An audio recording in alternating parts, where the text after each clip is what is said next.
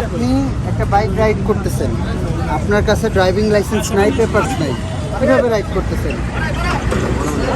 বুঝি না। মনের ভুলে রেখে আসছেন? মনের ভুলে কীভাবে রেখে আসছেন? আপনার ড্রাইভিং লাইসেন্স পেপার ছাড়া আপনার রুটে বের হতে পারেন? জি জি, আপনি হেলমেটটা খোলেন। আচ্ছা, বুঝতে পেরেছি। আপনাদের সবারই তো সেম অবস্থা, কারো ড্রাইভিং লাইসেন্স নাই, পেপারস নাই, হেলমেট ছাড়া আবার বাইক রাইড করতেছেন, মহাসড়কে উঠতেছেন। আইন না মানার তো একটা প্রবণতা তৈরি হয়েছে আপনাদের ভিতরে। তো আপনার ড্রাইভিং লাইসেন্সটা তো অন্তত দেখাবেন। গাড়ি পেপারস আছে সাথে? দেখি বের করেন।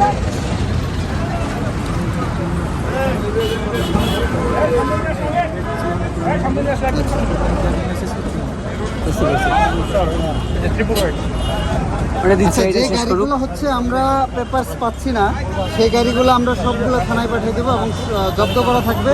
পরবর্তীতে যখন তাদের কাগজ আপডেট হবে তখন তারা গাড়িগুলো ছাড়িয়ে নিয়ে আসবে এবং নির্দিষ্ট জরিমানা প্রদান করে।